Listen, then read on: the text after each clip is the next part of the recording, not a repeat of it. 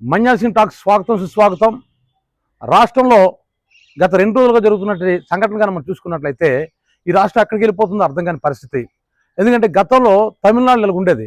తమిళనాడులో జయలలిత ముఖ్యమంత్రికి ఉండేటప్పుడు కరుణానిధిని అరెస్ట్ చేయించడం, అలా కరుణానిధి ముఖ్యమంత్రికి ఉండేటప్పుడు జయలలితను అరెస్ట్ చేసుకోవడం, ఇలాంటి జరుగుతుండే, చేయించడం గట్రా జరిగేవి అనమాట. అప్పుడు అంటే ఒకరి మీద ఒకరు పగలు తీర్చుకుండేవారు. తర్వాత స్టాలిన్ వచ్చిన తర్వాత వాడికి ఒక ఫుల్ స్టాప్ అంటూ పెట్టడం జరిగింది. ఇప్పుడు అక్కడ ఏ గొడవలు లేవు. కానీ ఇక్కడ మనం చూసుకున్నట్లయితే మన ఆంధ్ర రాష్ట్రంలో ఈ 2 పార్టీల మధ్య, అంటే ఆంధ్రప్రదేశ్ అంటే ఈ 2 పార్టీలు అనుకుంటున్నట్టున్నారు, ఈ 2 పార్టీల మధ్య విపరీతమైన గొడవలు. అంటే గృహ దహనా వరకు వెళ్ళిపోయారు. నిన్న అటు రాంబాబు ఇంటి మీద, అంబటి రాంబాబు ఇంటి మీద, అదేవిధంగా జోగి రమేష్ ఇంటి మీద కూడా పెట్రోల్ బాంబులు వేయడం జరిగింది. అలాగే అంబటి రాంబాబుని రోడ్డు మీద కొట్టడానికి ట్రై చేశారు. ఇవన్నీ చూస్తుంటే అసలు శాంతి భద్రతలు ఎక్కడికి వెళ్ళిపోతుందో అర్థం కావట్లేదు. పోలీసు వ్యవస్థ నిర్వీర్యం అయిపోతుందని అనిపిస్తుంది. నిజానికి మన సెంట్రల్ గవర్నమెంట్ ప్రకటించిన ర్యాంకింగ్లో ఆంధ్రప్రదేశ్ లాస్ట్ ర్యాంక్ వచ్చింది పోలీస్ డిపార్ట్మెంట్కి. మరి ఇప్పుడు కానీ డిపార్ట్మెంట్ మేలుకోవాలి కదా. కానీ పోలీసులు మాత్రం ఏం చేస్తారు? ఎందుకంటే ప్రభుత్వం చేతిలో కీలుబొమ్మలు అవుతున్నారు. వాళ్ళ మీద ప్రెజర్స్ ఉంటున్నాయి, వాళ్ళు చేతులు కట్టేయడం జరుగుతుంది వాళ్ళవి. సో ఇటువంటి పరిస్థితుల్లో శాంతి భద్రతలు విఘాతం కలుగుతుంది. అసలు రాంబాబు ఇంటి మీద ఎందుకు దాడి చేశారు, దాని పూర్వపరాలు ఏంటి అని మనం చూసుకున్నట్లయితే ఇది ఎక్కడి నుంచి వచ్చింది గొడవ అంటే తిరుపతి లడ్డూలో కొవ్వు కలిసింది అనేటువంటి ఆరోపణ మీద సిట్ ఏర్పాటు చేయడం జరిగింది సుప్రీంకోర్టు ఆధ్వర్యంలో. వాళ్ళు ఇచ్చింది ఏంటంటే అసలు ఎటువంటి ఆవు కొవ్వు కానీ, మరి అదేవిధంగా పంది కొవ్వు కానీ, చేప నూనె కానీ ఇటువంటి ఇంగ్రీడియంట్స్ ఇవి లేవు అని సిట్ చెప్పడం జరిగింది. కానీ అట్ ద సేమ్ టైం దాంట్లో నెయ్యి వాడలేదని, మరి అదేవిధంగా ఆ నెయ్యి తాలూకా ఆ సువాసన రావడం కోసం ఏవో కెమికల్స్ వాడారని కూడా ఆ ఛార్జ్ షీట్లో ఉందని అంటున్నారు. అంటే ఒక విధంగా చెప్పాలంటే అందులో కల్తీ జరగలేదు, కల్తీ జరిగింది. 2 రకాలు ఉన్నాయి ఇందులో ఆ ఛార్జ్ షీట్లో. దాన్ని మనం అర్థం చేసుకుంటే అంటే ఇంతవరకు వచ్చే వార్తల ప్రకారం అంటే ఒకటి కల్తీ జరగలేదంటే అంటే ఈ ఆవు కొవ్వు, మరి పంది కొవ్వు, అదే చేప నూనె తాలూకా కల్తీ జరగలేదు అన్నది మాత్రం క్లియర్ అయింది. కాకపోతే అందులో సరైనటువంటి నెయ్యి గట్ట వాడలేదు, ఏవో కెమికల్స్ వాడారు, వనస్పతి ఆయిల్ ఏదో వాడారు, ఆ విధంగా కల్తీ జరిగింది. అంటే అడల్ట్రేషన్ ఫుడ్కి సంబంధించి జరిగింది అక్కడ. అంటే సరైనటువంటి ఇంగ్రీడియంట్స్ వాడలేదని, అంటే కావాల్సిన ఫస్ట్ నెంబర్ నెయ్యి గట్ట అంటారన్నమాట. ప్రతి దాంట్లో అంటే ఒక పప్పులు తీసుకున్నా, బియ్యం తీసుకున్నా ఫస్ట్ నెంబర్, సెకండ్ నెంబర్ ఇలా ఉంటాయన్నమాట.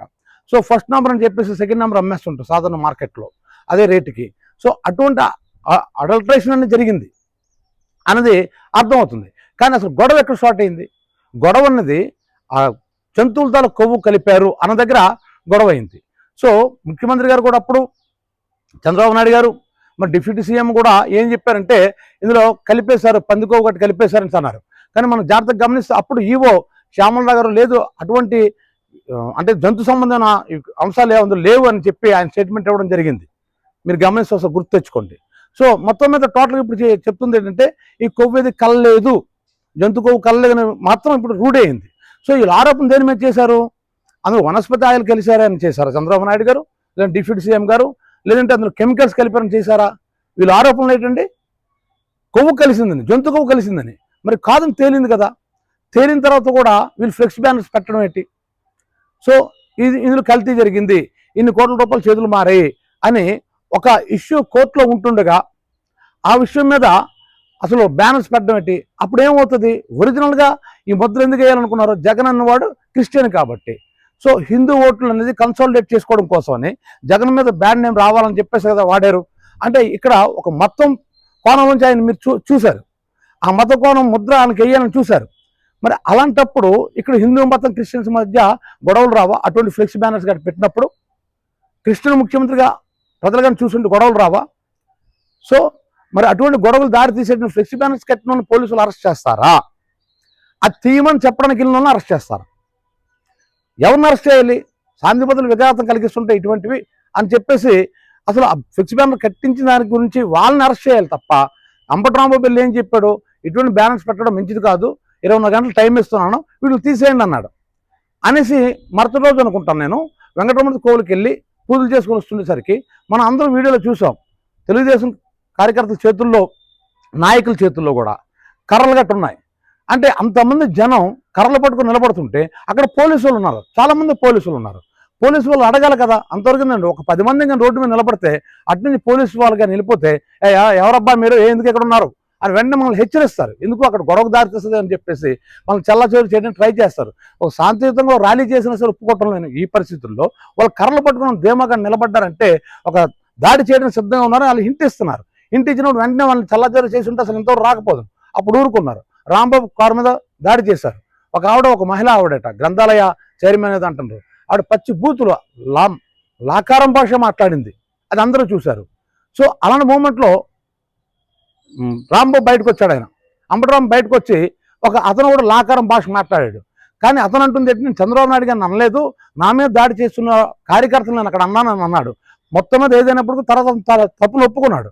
క్లియర్ కట్ చెప్పాడు. ఒకవేళ నేను చంద్రబాబు నాయుడు గారిని అనలేదు, కాకపోతే ఆ కార్యకర్తలను కూడా అన్నీ ఉండకుండా ఉండాల్సింది అని క్లియర్ కట్గా తన పశ్చాత్తాపం తెలియజేశాడు. చేసిన తర్వాత కూడా ఆయన ఇంటి మీద దాడి చేశారు. ఎంత ఘోరంగా దాడి చేశారో మనం చూసాం. అదేవిధంగా లోకేష్ మైండ్ చిప్పు దొబ్బిందా అన్నందుకు జోగి రమేష్ ఇంటి మీద దాడి చేశారు. అంటే మన సంస్కృతి ఎక్కడికి వస్తుంది? ఇక్కడ ఈ పదాలు అనేవి ఇంతకుముందు ఎంతమంది వాడలేదు. సాక్షాత్తు చంద్రబాబు నాయుడే నీ పుట్టుగా తప్పుడు పుట్టుగా అని జగన్ అనే మాట మర్చిపోయాం. మరి వీళ్ళందరికంటే ముందు పవన్ కళ్యాణ్ పంచులోడు తీసి తంతాను ఎంట తగులుతాను అని అనడం మనం మర్చిపోయామా? మరి అసెంబ్లీలో ఎవరో ఎక్కడైనా పాచేస్తాంటాను బోండవం అనడం మర్చిపోయాం. అదే రోజా కూడా ఆవిడ నోరు కూడా మంచిది కాదు. ఆవిడ కూడా ఎంతోమందిని ఎన్నో మాట్లాడినది. అదే రోజా మీద ఆర్పి పందుకోవు కలలేదు రోజాకో కలిసింది అని డైరెక్ట్ పర్సనల్గా అటాక్ చేస్తున్నారు. ఈ విధంగా చూసి మన నాయకుల భాషా పాలన ఎంతమంది ఒక వీడియోలో చెప్పాను. ఏ నాయకుడును ఇక్కడ తెలుగుదేశం వైసీపీ అని కాదు, ఇద్దరును కదే ఇంతవరకు అంబటరాంబాబు ఎప్పుడు నోరు జారలేదు. అన్ని పాయింట్లు తీస్తుంటాడు. పేరు నాయనగాని వీళ్ళు నోరు జారరు. మరి అదేవిధంగా సాక్షాత్ ముఖ్యమంత్రి గారు, అది ప్రతిపక్ష నాయకుడు అప్పుడు చంద్రబాబు నాయుడు గారు, ఆయన సతీమణిని కూడా మరి ఒక ఎమ్మెల్యే గొప్ప ఘోరంగా అసెంబ్లీలు అన్నాడు కదా. అప్పుడే కదా ముఖ్యమంత్రి చంద్రబాబు నాయుడు గారు అప్పుడు ఏడ్చారు ప్రెస్ ముందుకు వచ్చి. అంటే అసెంబ్లీలో అనకూడని మాట అన్నారు అతను. అదేవిధంగా చంద్రబాబు నాయుడు కూడాను నీ అమ్మమ్మగుడు సొమ్మ, నీ అమ్మమ్మగుడు సొమ్మ, నీ జేదమ్మగుడు సొమ్మ అంటూ అడిగారు. అసలు ఈ నాయకుల భాషే బాగలేదు. ఏ నాయకులు నేను అంటుంది. కాకపోతే నేను అంటుంది ఏంటంటే, ఒకవేళ నోరు జారారు, దానికి ఆయన పశ్చాత్తాపం చెందాడు, లేదు కేసు కట్టచ్చు. అంతేగాని ఇంటి మీద పడి గృహదాహనాలు చేయడం ఏంటి? అసలు చేస్తుంటే పోలీసు వ్యవస్థ ఏం చేస్తుంది? ఇప్పుడు అదేవిధంగా మన వైసీపీ కార్యకర్తలు కూడా ఆ టైంలో అక్కడికి వచ్చారనుకోండి, ఎంత గలాట్ అయిపోయి ఉండదు. ఇప్పుడు ఇంట్లో రాంబాబు లేడు, కానీ ఇంట్లో మనుషులు ఉంటారు కదా. ఒకవేళ ఈ గృహదానంలో ఎవరైనా చనిపోతే, అది ఎవరైనా సరే, ఇటు తెలుగుదేశం నాయకులైనా అటు వైసీపీ నాయకులైనా సరే, అలా ఇంట్లో మీద దాడి ఏంటి? మీరు కావాలంటే ఎంతైనా సరే ప్రెస్లో విమర్శించుకోండి, వ్యక్తిగత విమర్శలు తెక్కకుండా అంశాల మీద ఎంతైనా విమర్శించుకో, తప్పలేదు. కానీ ఏం చేస్తున్నారు? డైరెక్ట్ అటాక్ చేస్తున్నారు. డైరెక్ట్ అటాక్ చేయడం వల్ల ఏమవుతుంది? రేపు ఉదయం వీళ్ళకి అధికారం వస్తే అప్పుడు ఏం చేస్తారు? తెలుగుదేశం నాయకుల ఇంటి మీద దాడి చేస్తారు. ఆ తర్వాత మళ్ళీ వాళ్ళకి అధికారం వస్తే వీళ్ళ ఇంటి మీద దాడి చేస్తారు. అంటే ఇలా దాడులు చేసుకుంటే స్టేట్ అక్కడికి వెళ్ళిపోతుంది. మన బ్రాండ్ వాల్యూ ఏమవుతుంది? పెట్టుబడులు రావట్లేదు, మేము దావోస్ వెళ్ళిపోతాం, పెట్టుబడులు తెచ్చేస్తారంటే ఇలా గృహదానాలు ఇవన్నీ జరుగుతున్నాయి. న్యూస్ చూస్తుంటే ఏ పెట్టుబడిదారుడు వస్తాడు, ఏ వ్యాపారస్తుడు మన రాష్ట్రానికి వస్తాడు? ఏ విధంగా ఈ దేశం ముందుకెళ్తుంది, ఈ రాష్ట్రం ముందుకెళ్తుంది? ఇది ఎంతవరకు కూడా వాంఛనీయం కాదు. అన్ని పార్టీలకి మేము చెప్తుంది ఒకటే, మీరు కావాలనుకుంటే ఎంతైనా విమర్శలు చేసుకోండి, వ్యక్తిగత దోషాలకు వెళ్ళకండి, పొరపాటును కూడా మీ టంగ్ స్లిప్ అవ్వకండి. ఒకవేళ అయితే దానికి క్షమాపణలు చెప్పండి. అదేవిధంగా అధికార పార్టీ వాళ్ళు ఒకవేళ వాళ్ళు క్షమాపణ చెప్పినా సరే మీకు ఇంకా కోపంగానే ఉండిపోయినట్లయితే కేసు కట్టించండి, తప్పులేదు. ఇప్పుడు అంబటరాంబాబుని జైల్లో పెట్టారు, బాగానే ఉంది, తిట్టాడు కాబట్టి జైల్లో పెట్టారు. మరి అంబటరాంబాబు మన కదా గ్రంథాలయ చైర్మన్ ఒక ఆవిడ ఎన్ని తిట్లు తిట్టుకుంటుంది, అక్కడ అంతమంది కార్యకర్తలు తిట్టారు. మరి వాళ్ళ మీద కేసులు కట్టారా? మరి అంబటరాంబాబు ఇంటి మీద దాడి చేశారు కదా, దాడి చేసిన కార్యకర్తల మీద కేసు కట్టారా? మరి జోగి రమేష్ ఇంటి మీద దాడి చేశారు కదా, దాడి చేసినటువంటి ఆ కార్యకర్తల మీద కేసు కట్టారా? వాళ్ళు ఎవరి మీద కేసు కట్టారో చెప్పండి.